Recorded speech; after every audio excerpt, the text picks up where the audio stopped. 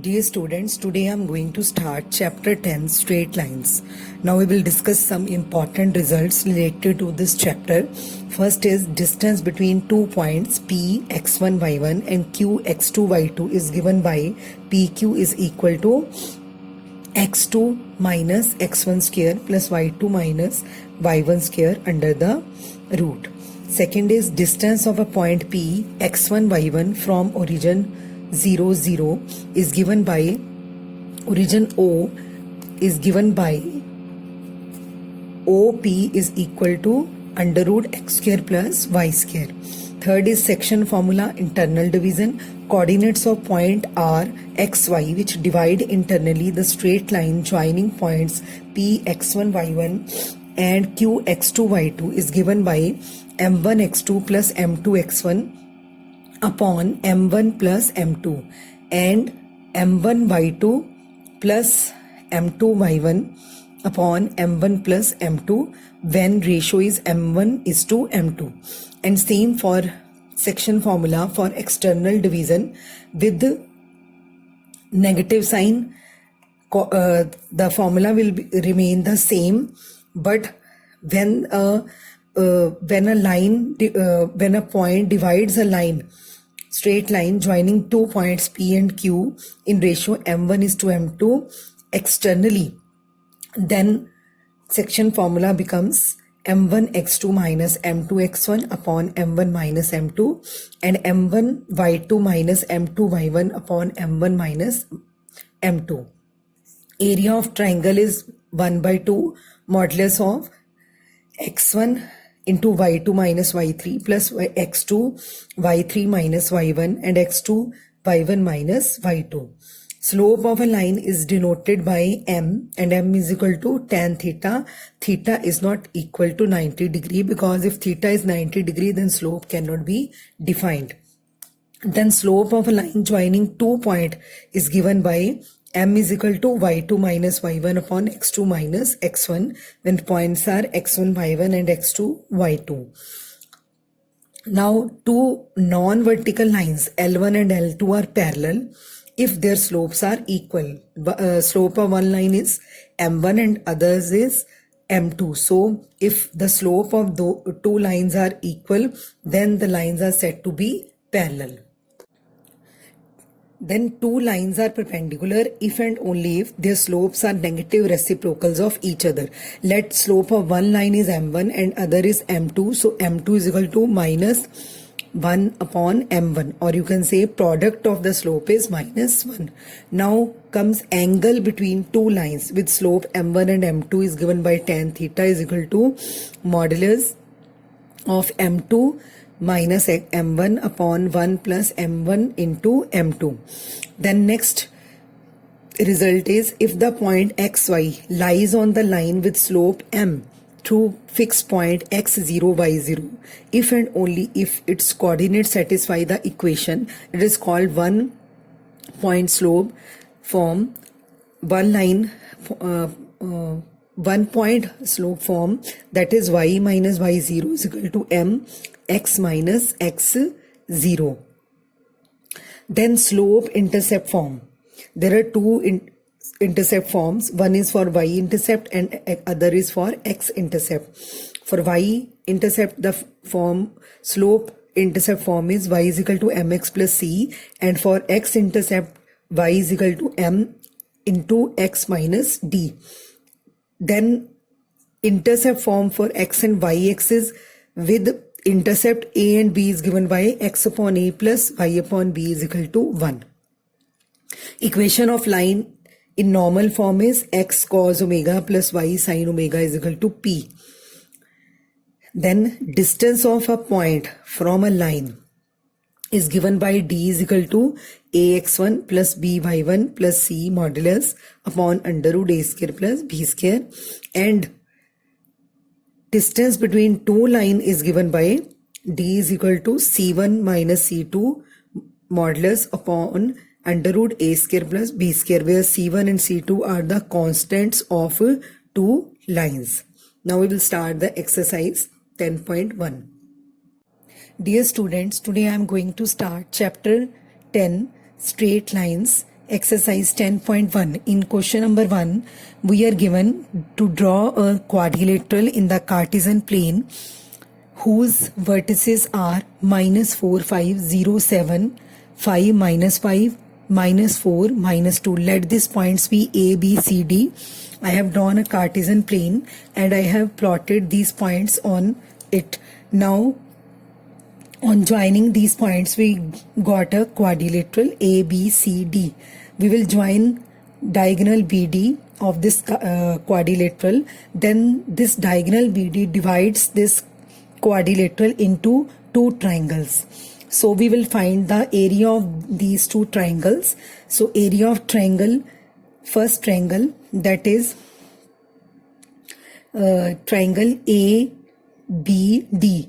Now we know the how to find the area of a triangle, that is half modulus of x1 into y2 minus y3 plus x2 y3 minus y1 plus x3 y1 minus y2. Therefore, area of triangle ABD is half -4 7 plus 2 plus 0 -2 minus 5 plus -4 5 minus 7. We have put the values of x1, x2, x3 and y1, y2, y3. So we got the area as half modulus of -36 plus 8. Modulus means the area cannot be negative, so the values will be always positive for area. So half minus 28 modulus means 28. So half of 28 is 14. So next this 14 square units. So next area of triangle BCD. The same way we will find the area of triangle BCD whose vertices are 0, 7, 5, -5, -4, 2.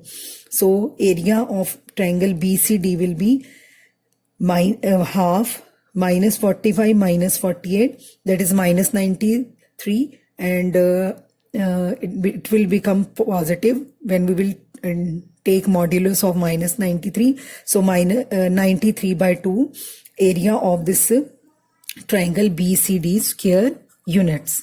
So area of quadrilateral ABCD is the sum of area of both these triangles, which is equal to 14 plus 93 by 2 is equal to, on taking LCM, 28 plus 93 by 2, which is equal to 60.5 square units. So next question number 2. The base of an equilateral triangle with side 2A lies along the y-axis such that the midpoints of the base is at origin. Find the vertices of triangle. We have to find the vertices of triangle ABC, and ABC triangle is an equilateral triangle. Now BC is the base of triangle ABC. We have drawn this triangle ABC. All sides of this triangle are equal.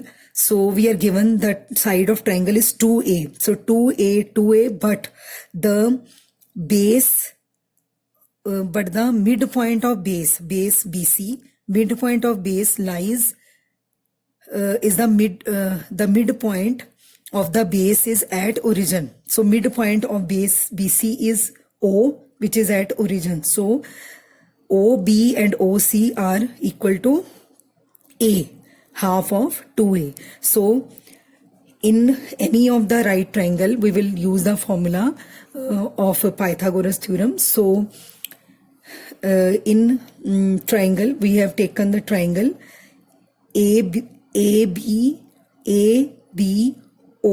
So in triangle ABO, the AO square is equal to AB square minus BO square. So we will find the value of AO. So AO will be under root 3A. So when we got the value of A, we will find the coordinates of point A, which will be under root 3A. So the coordinates of A will be 0, under root 3A and 0. Here y-x coordinate is 0. So because it is lying on x-axis. So point B will be 0 and A, and point C will be 0 and minus A. So the vertices of this triangle ABC will be minus under root 3A 0, 0A and 0 minus A. Now question number 3, find the distance between point P and Q when PQ is parallel to y-axis and when PQ is parallel to x-axis. Now when PQ is parallel to y-axis, so every point on it have the same abscissa. So let x2 is equal to x1. So points P and Q are, P is x1 y1 and Q is x2 y2. So therefore PQ will be y2 minus y1 modulus, because all the points on lying on y-axis will be 0. So because the PQ is parallel to y-axis. So PQ is parallel to y-axis, so all the points on x-axis will remain the same, means abscissa of for all points will be same. So PQ is equal to y2 minus y1. So next is, when PQ is parallel to x-axis, then every point on it will have same ordinate, means let y2 is equal to y1. So the points P and Q, that is point P x1 y1 and Q x2 y2, therefore it will be PQ modulus of x2 minus x1. Question number 4. In question number 4, find a point on x-axis which is equidistant from the point 7, 6 and 3, 4. Now let the point on x-axis be x and 0. So other two points are given, A 7, 6 and B 3, 4. According to question, point P is equidistant from A and B. Therefore PA is equal to PB. So we will square both sides. On squaring both sides, under root will be cancelled with square. So we will get x minus 7 square plus minus 6 square, then x minus 3 square and minus 4 square plus minus 4 square. So we will open the bracket, solve this square. So it will become x square plus 49 minus 14x plus 36, and on right side x square plus 9 minus 6x plus 16. On solving it for x, we will get x is equal to 15 by 2. Therefore point P is 15 by 2 and 0. Then question number 5, find the slope of line which passes through the origin and the midpoint of line segment joining the points P and B. Now let the coordinates of, we know that the coordinates of midpoint of 2 points x1 y1 and x2 y2 are x1 plus x2 by 2 and y1 plus y2 by 2. Therefore midpoints of P, point P, that is 8 0 and B 0 minus 4 is 8 plus 0 by 2, 0 minus 4 by 2, that is 4 and minus 2. Now we will find the slope of line joining these 2 points, and we know that the slope of line joining 2 points is given by y2 minus y1 upon x2 minus x1.